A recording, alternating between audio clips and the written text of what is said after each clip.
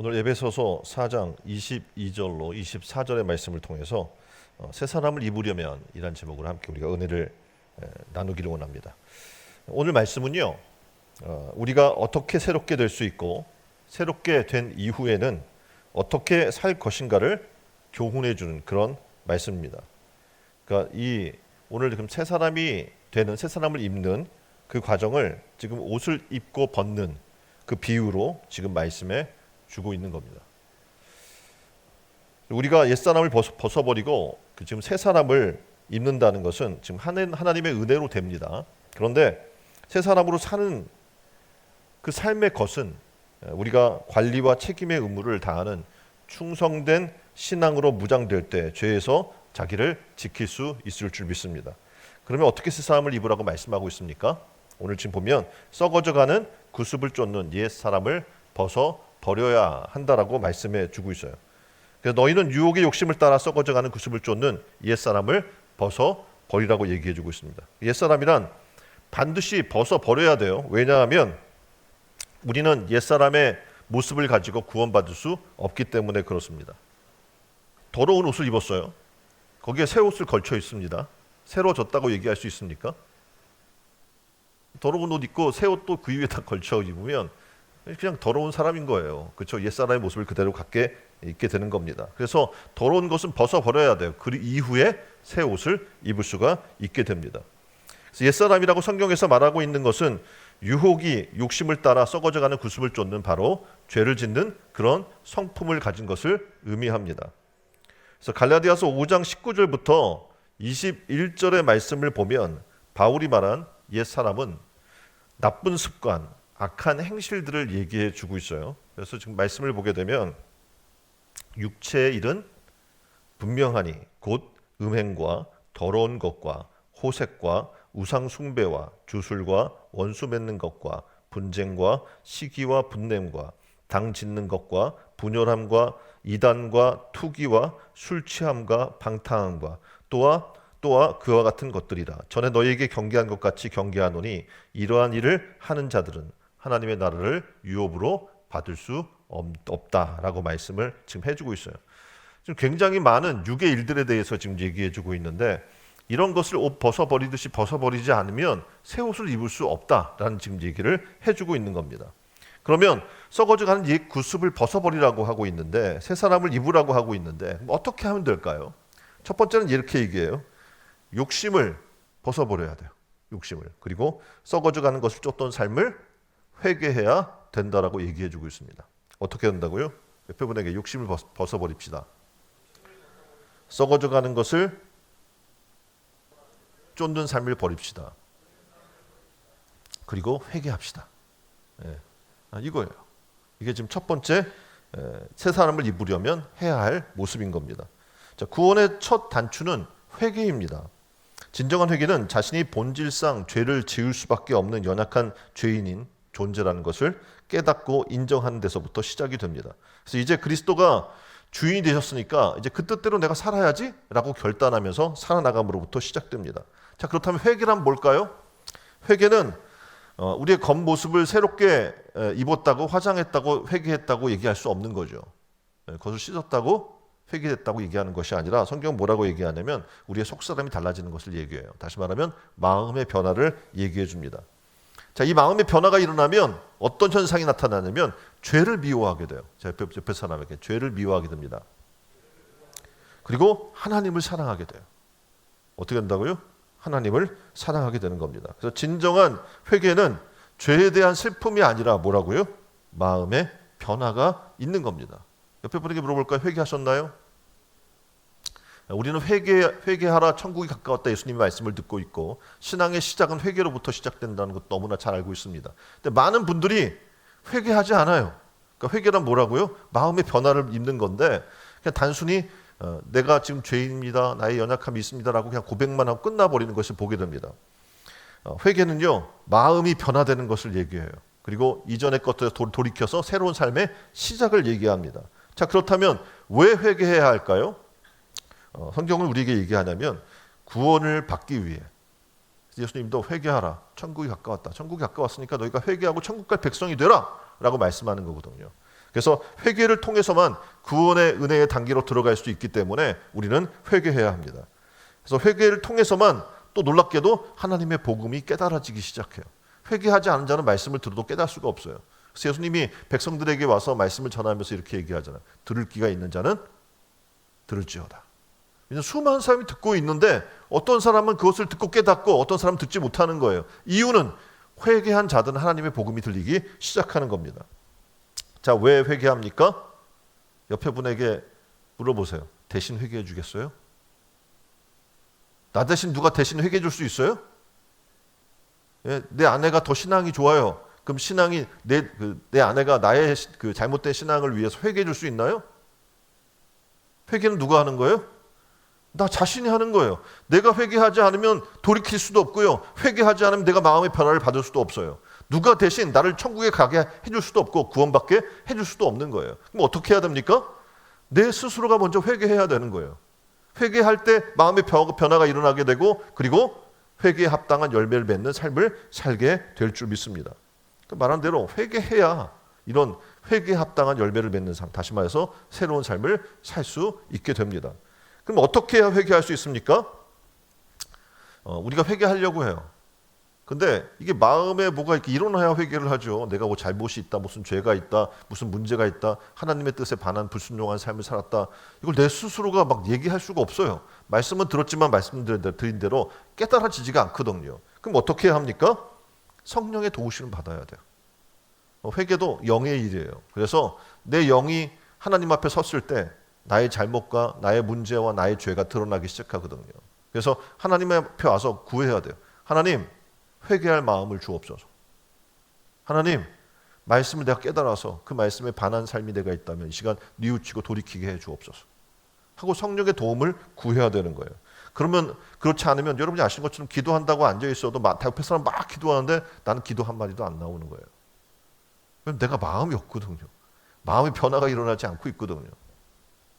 참된 회개는 성령의 도우심을 받아야 일어나게 되는 겁니다.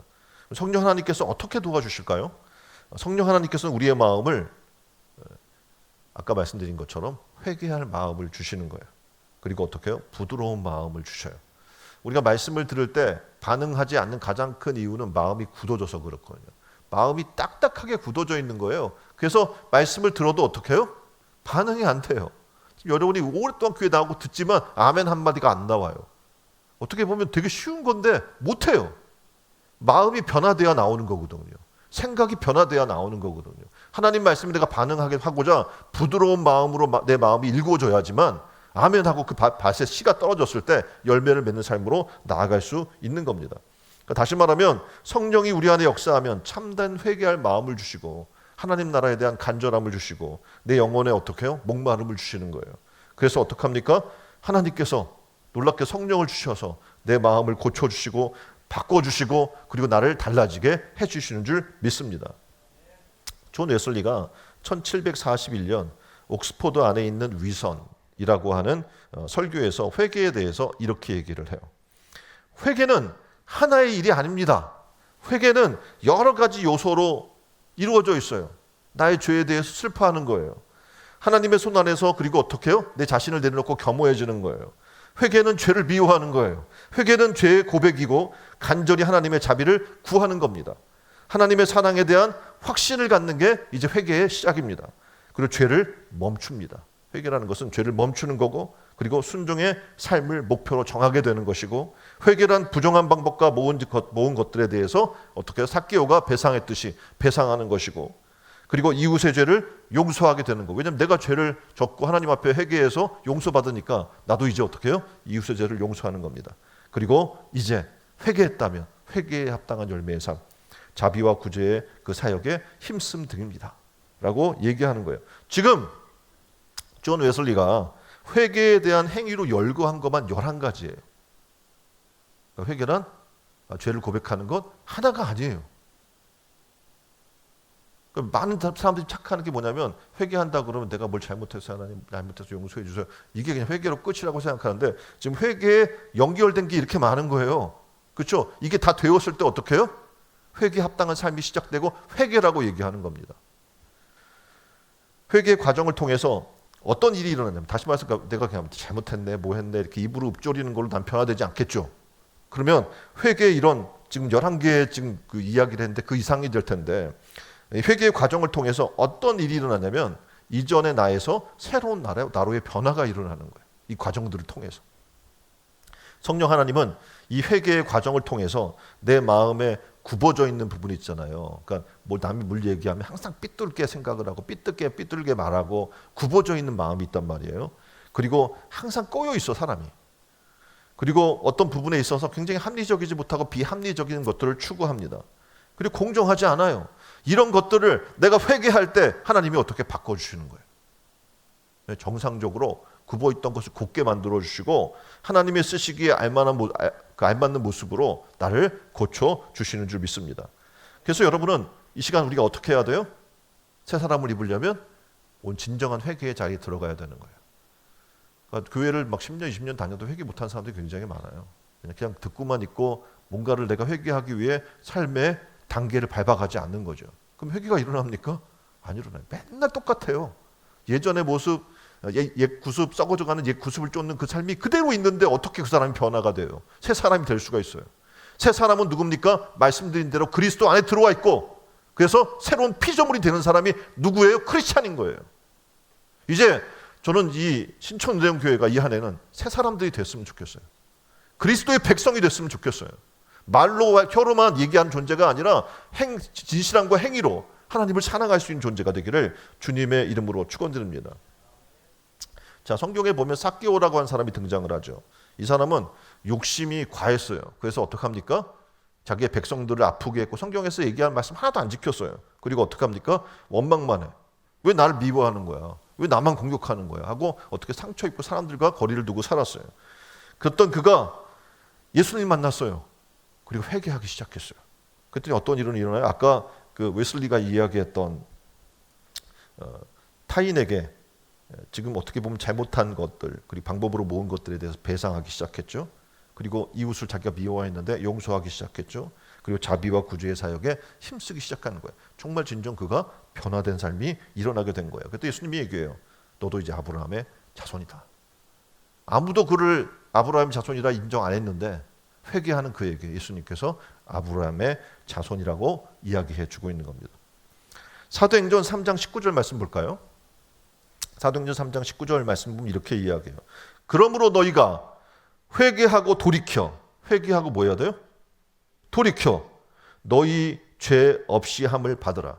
회개하고 돌이키면 어떻게 해요? 예수 그리스도 보혈의 능력으로 죄를 씻어주는 거예요. 그럼 죄 없이 함이 되겠죠? 그러면 이같이 하면 새롭게 되는 날이 주 앞으로부터 이를 것이요. 그러니까 이 회개의 단계를 밟으면 우리가 어떻게 된다고요? 새롭게 된다고 지금 얘기해 주는 겁니다.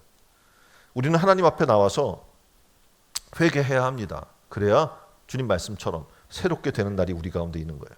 구원받고 영생받고 그리고 하나님 안에서의 새로운 삶으로 기쁘게 사는 은혜가 있게 될 줄 믿습니다.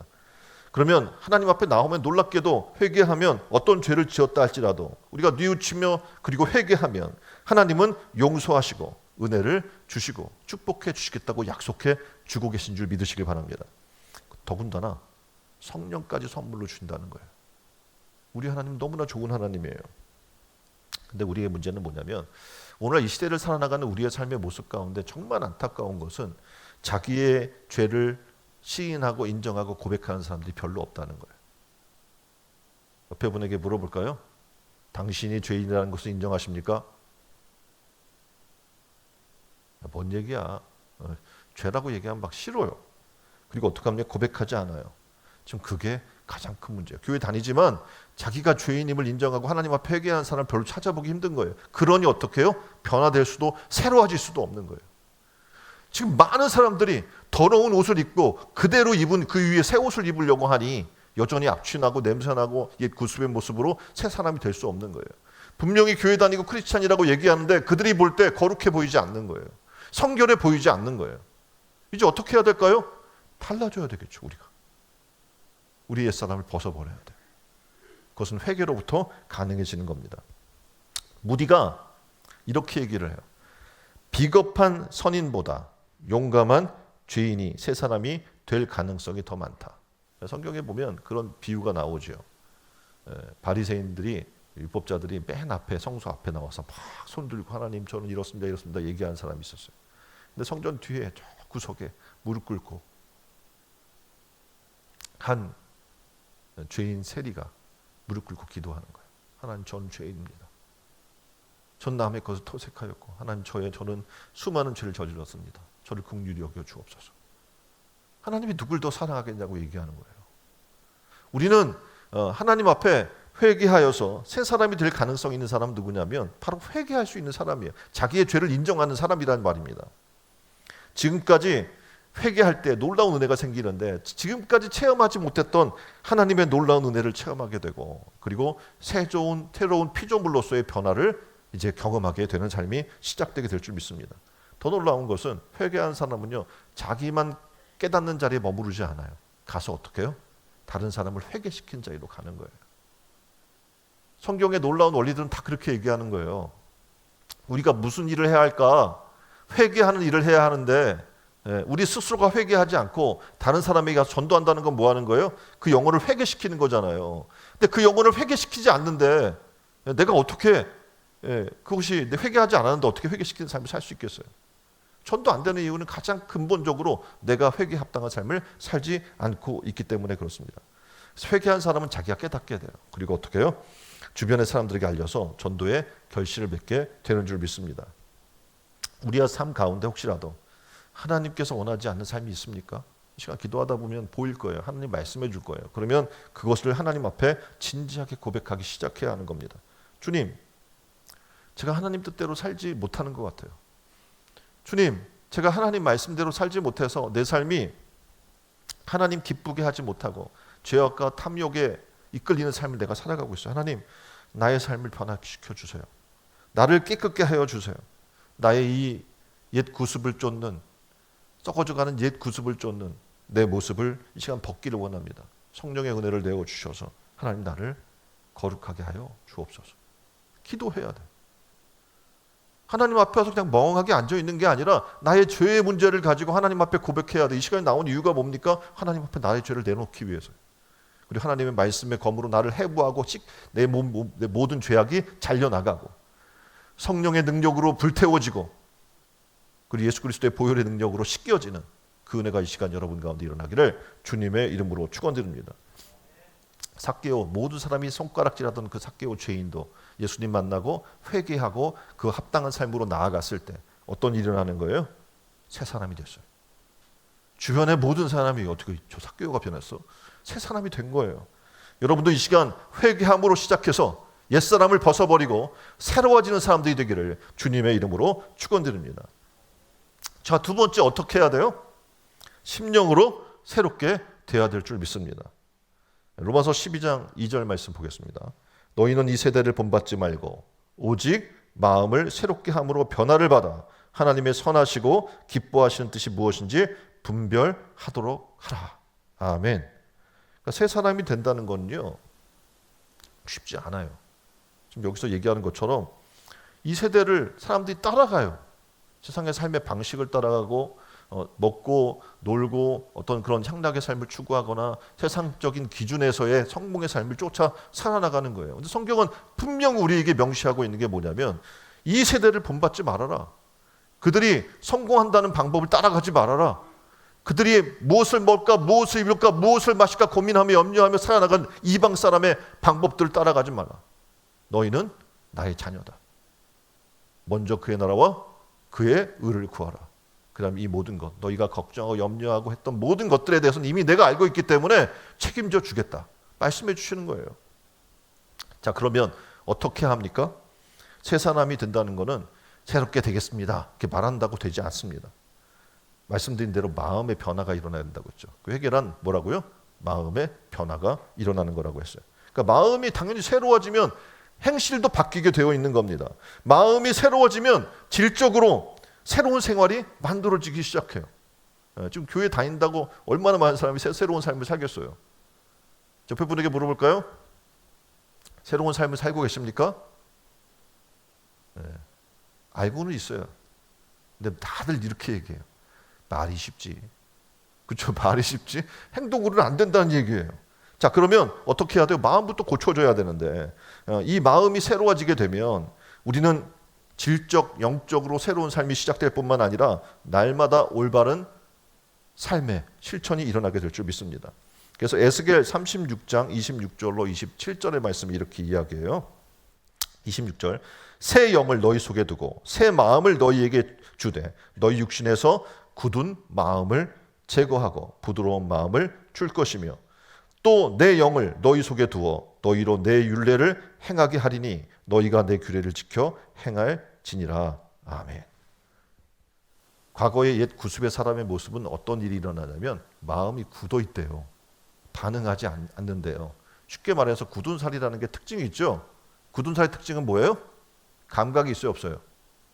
없어요. 그래서 우리가 뭐 이제 밥공기를 옮기나 국구로 뜨거운 걸 옮길 때 젊은 친구들은 어떻게 해요? 아 뜨거워 이러잖아요.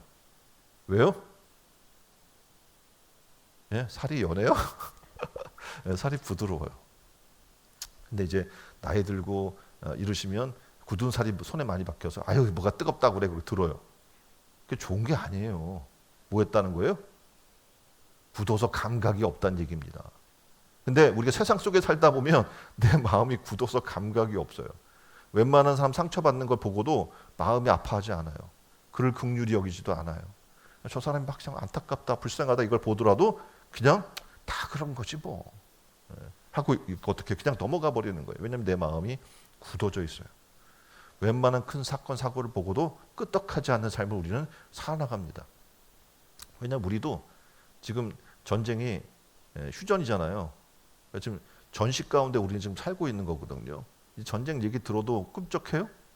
우리나라 사람들 보고 놀라는 게 뭐냐면 사재기를 안 한대. 그렇죠? 근데 여러분이 어떤 생각을 하고 있냐면 전쟁 나면 끝이야 이제. 어디 뭐 갈 수나 있어요? 핵전쟁일 텐데. 그렇죠? 그냥 끝나는 거예요. 그러니까 어떡합니까? 뭐 포기했을 수도 있지만 기본적으로 어떻게 해요? 이제 하도 얘기 듣고 거기 살다 보니까 굳어진 거예요. 이제 그거에 대한 감각이 덜해요.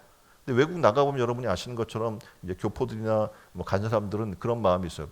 한국의 뉴스 좀만 나도 사람들이 다 달려와가지고 니네 나라 전쟁 나는 거 아니야? 뭐야? 사람들이 예민하게 반응해 주잖아요.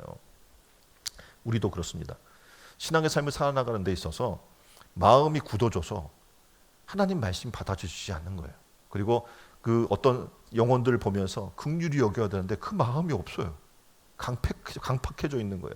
근데 성령을 우리에게 보내주시면 놀라운 일이 일어나는데 이 굳은 살을 제해 주시겠대요. 내 마음의 심령의 굳은 살을 제해 주시겠대요. 그럼 어떻게 하겠어요? 예민해지는 거예요. 마음. 그래서 사랑할 수밖에 없어요. 사랑하지 않은 마음이 불편해서 견딜 수도 없고요. 잠도 못 자. 저 사람이 잘못한 건데 내가 그를 막 품어주고 그러지 못한 것 때문에 고통스러워 잠을 못 자. 왜요? 마음이 부드러워져 있어서 그래요. 누구한테 함부로 무슨 말도 못해 세게. 왜요? 마음이 부드러워져 있어. 저 사람 상처받을까 봐. 막 힘든 일이 있어요. 저 사람이 해야 되는 건데 안 하고 있어. 그럼 어떤 마음이 들어요? 아, 내가 그냥 하고 말지. 내가 희생하면 다 좋아질 텐데. 이런 마음이 드는 거예요. 그럼 이런 사람들이 많아지면 세상이 좋아질까요? 나빠질까요? 대답을 안 하셔. 네? 좋아질까요? 나빠질까요? 좋아져요. 그게 누구예요? 옆에 분에게 이야기합시다. 접니다. 자, 희생할 사람 바로 나예요. 하나를 미래를 될 사람 바로 나예요. 사랑해 줄 사람 바로 난 거예요. 그렇게 되면 여러분의 가정 행복해질 수밖에 없는 거예요. 부모님이 그런 마음 갖고 있고 자녀가 그런 마음 갖고 있는데 안 될 게 뭐가 있어. 그냥 천국이지 그곳이. 그렇죠? 그 성경은 이야기하는 거예요. 새 사람을 입으려면 마음부터 바뀌어야 돼. 심령이 새로워져야 돼.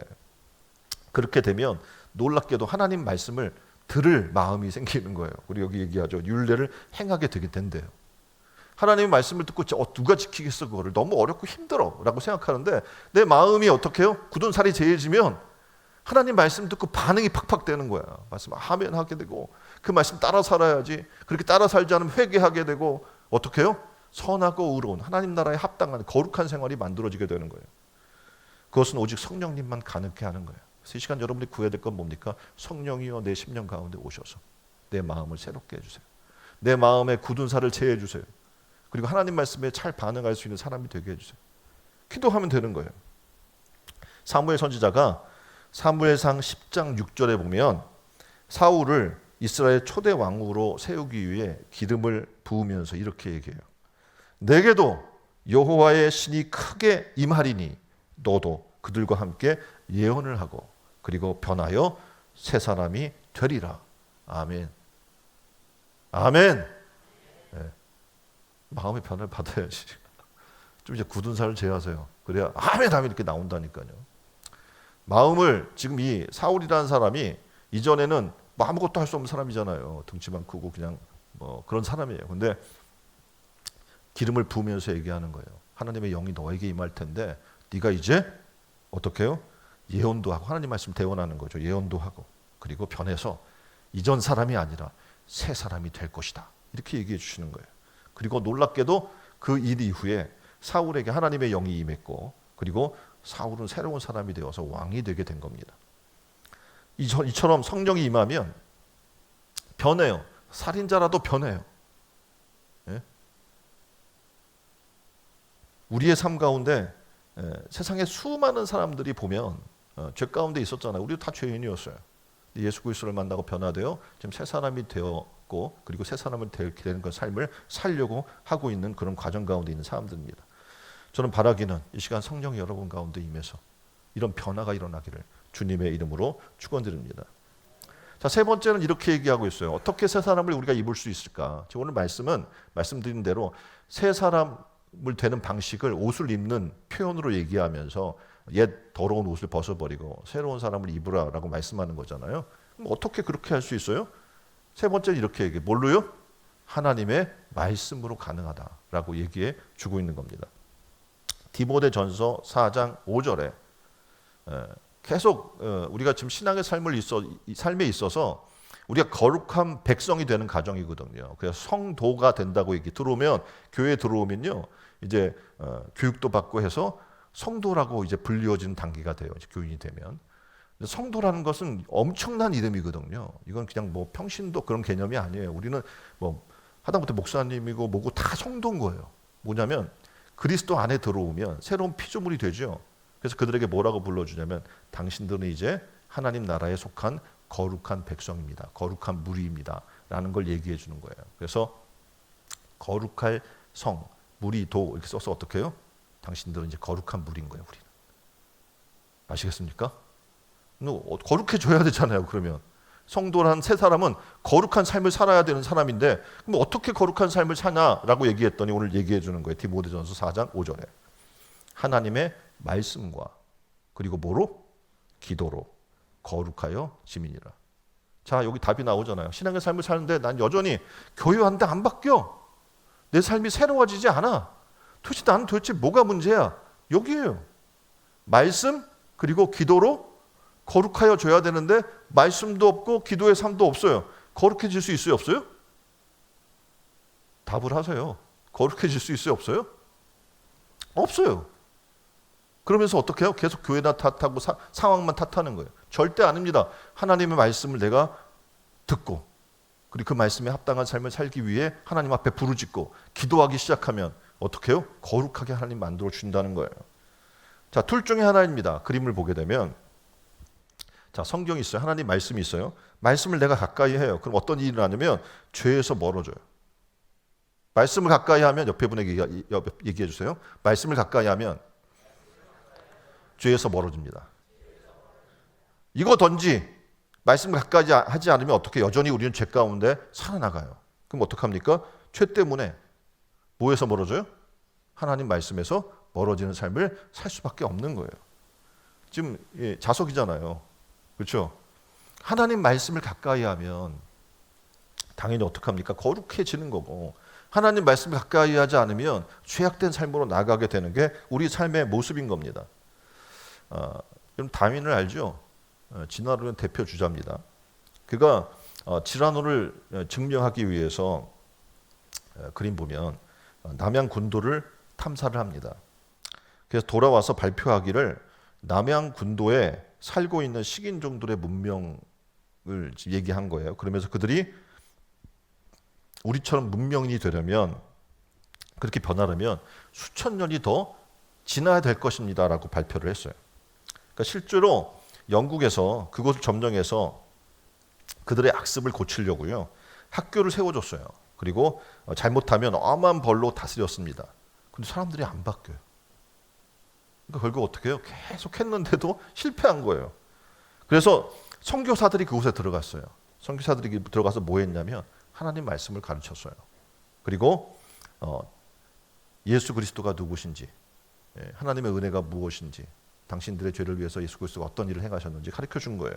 그리고 전도를 했더니 식인종들이 놀랍게도 어떻게 하냐면 얼마 있지 않아 변화되고 그리고 예수를 섬기는 사람들로 바뀌었더라는 거예요.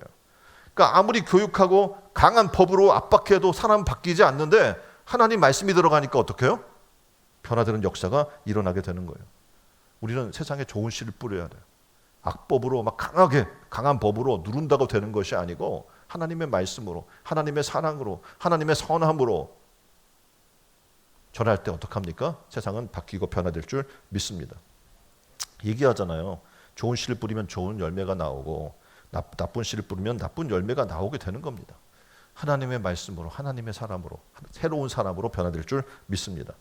자, 우리나라에 복음이 들어왔어요. 어떤 변화가 일어납니까? 역사를 보게 되면 엄청난 기독교 100년의 역사 가운데 많이 변화됐어요. 정치도 바뀌고 경제도 달라지고 사회도 달라집니다. 복음이 들어오기 전에 유교권 국가였잖아요. 그래서 유교 영향으로 관원상제가 굉장히 사람들 사회의 생활 속에 중요한 부분이 있었어요. 그럼 사람이 죽으면 며칠 장을 치렀냐면 그러니까 최소 9일장이었어요. 그리고 보통은 길게는 21일장 아니면 39일장까지 합니다. 그리고 장례가 끝나면 어떻게 했어요? 자녀들은 3년 동안 무덤 옆에 가서 무덤을 지키며 울어야 했습니다. 선교사들이 와서 3일장을 권장하기 시작합니다. 그리고 간소해졌어요.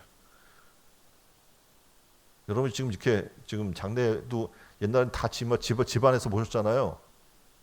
예? 이게 얼마 전까지만 그랬어요. 저 때도 막 그랬어요. 다 집안에서 안방 다 불 꺼놓고 거기다 관 갖다 놓고 3일을 거기서 다 있었단 말이에요. 근데 지금 얼마나 편합니까? 여러분이 뭐 할 거 있어요?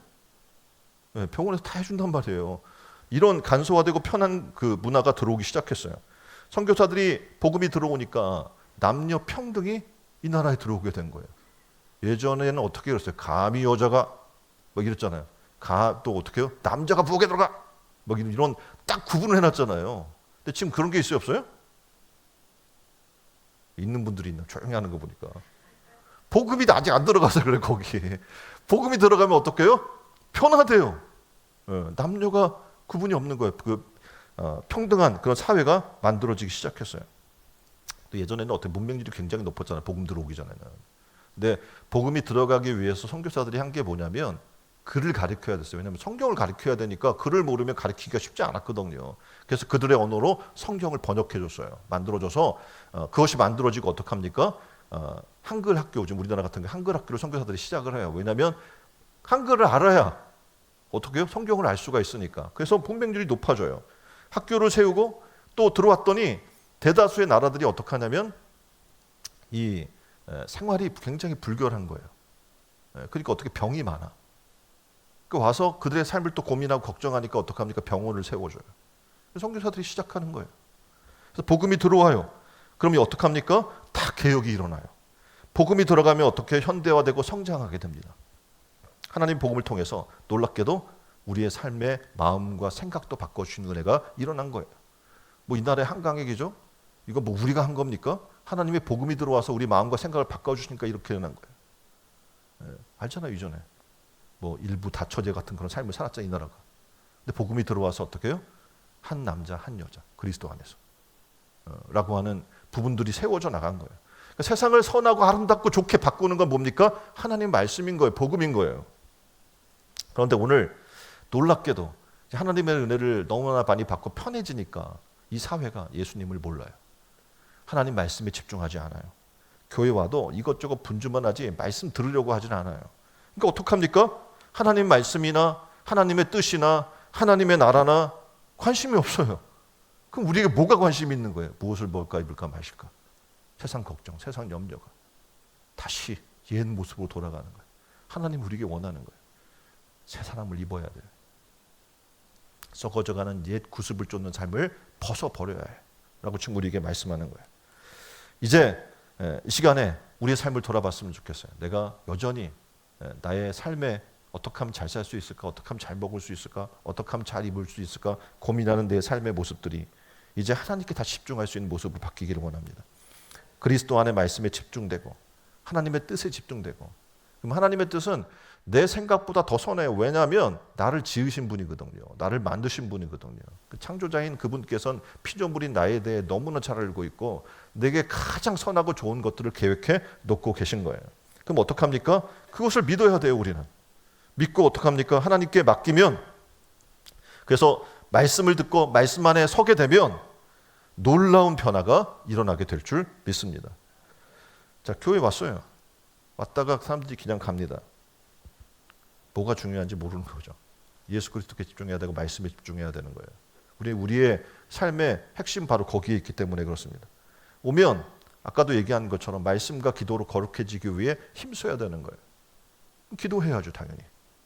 그리고 말씀을 읽어야 되고 모여서 각 소그룹들이 어떻게 합니까? 하나님 말씀 가지고 공부하는 거잖아요. 그리고 변화되는 거예요.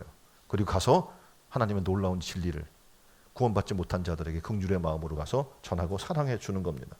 이렇게 믿음 가지고 그리스도께 집중하면 놀라운 일이 일어나는데 눈이 떠지는 거예요. 믿음의 세계의 눈이. 그 전에는 사람만 보여. 교회 오면 사람만 보이고 뭐 지금 시설만 보이고 이런 것만 보였다가 이제 말씀에 집중하고 예수님께 집중하면 뭐가 보이냐면 하나님의 나라가 보이기 시작하고 우리에게 어떻게 해요? 예수 그리스도의 은혜가 보이기 시작하고 우리 삶의 궁극적인 목적이 어떻게 해? 하나님의 나라가 보이기 시작하는 거예요. 진실된 믿음을 가지십시오. 그리고 소경 바디메오가 눈을 떴듯이 우리에게도 영적으로 믿음으로 눈이 떠지는 일들이 이 시간 일어나기를 주님의 이름으로 축원드립니다. 우리는 따라서 합시다. 우리는 사나 죽으나 주의 것이요. 예, 피값으로 우리는, 왜냐하면 예수 그리스도의 피값으로 산 존재가 되었기 때문에 그렇습니다. 자, 이렇게 새 사람이 되는 길은 아까 이야기한 대로 예수를 믿고 거듭나는 것밖에 없는 거예요. 그리고 새 사람이 됐으면 이제 어떻게 해요? 새 사람으로 살아야죠. 우리가 새 옷을 입으면 깨끗함을 지키려고 행동하게 되겠죠. 새 옷 샀어요. 그럼 어떻게 해요? 아무 데나 막 앉아요?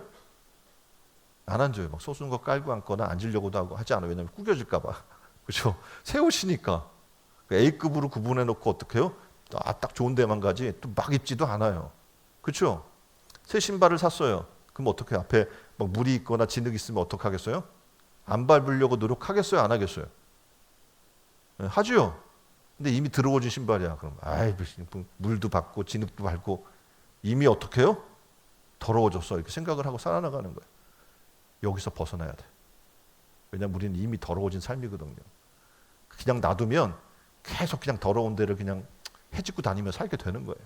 뭐 이미 더러워졌는데 뭐 라고 생각하겠죠. 근데 분명히 하나님 우리는 새 사람으로 만들어 주셨고 우리에게 새 사람의 합당한 삶을 살 것을 요청해 주고 있는 거예요. 이제 어떻게 해야 돼요? 깨끗하게 거룩하게 지키려면 말씀과 기도로 계속 그 삶을 살아나가야 될 거 아닙니까? 말씀과 기도 없는 삶은 사탄은 어떻게 하냐면, 여러분이 하얀 운동화 딱 이제 새 걸 샀어요. 딱 갔는데 친구가 제일 첫 번째 하는 일이 뭡니까? 예? 와서 밟어. 새 거네? 밟는단 말이야. 왜냐하면 이걸 새 걸 유지하지 못하게 하려고 해요. 주변 사람들은. 그렇죠? 빨리 더러워져서 계속 밟히면 어떡합니까? 에이, 그러고 마는 거잖아요. 예? 사탄은 그렇게 하려고 그래요. 여러분이 새 사람이 되려고 하면 계속 밟아요. 더럽게 하려고 해요. 그때 여러분은 어떡합니까? 말씀과 기도로 새 사람을, 거룩함을, 유지함을 살려고 애쓴 여러분 되기를 주님의 이름으로 축원드립니다. 그렇게 되면 이렇게 말씀을 순종하고 살면 세상으로부터 여러분 지킬 수 있어요. 그리고 어떻게 믿음으로 승리하는 삶을 살게 될 줄 믿습니다. 이 시간 하나님 앞에 기도했으면 좋겠어요. 하나님, 저 새 사람이 있고 싶어요. 오늘 하나님 명령대로 옛 사람을 벗어버리고 새 사람을 입기를 원합니다. 하나님의 놀라운 그 말씀으로 우리가 이제 새 사람 되기를 원하오니 제게 믿을 마음을 주세요. 기도하지 않는 나의 강팍한 마음을 하나님 제해 주세요. 부드러운 마음을 주셔서 회개할 심령을 내게 해주세요. 그리고 하나님의 말씀대로 순종하며 살 수 있는 마음을 주세요. 우리의 심령을 새롭게 해주세요. 하나님, 이런 죄가 있습니다. 하나님 고백합니다. 근데 기도가 그것도 안 나와요. 그럼 하나님 기도할 마음을 주세요. 또 기도해서 이 시간 여러분 안에 있던 수많은 죄악의 부분들이 깨끗함을 입고 거듭나는 시간 됐으면 좋겠습니다. 다 같이 한 목소리로 기도합니다.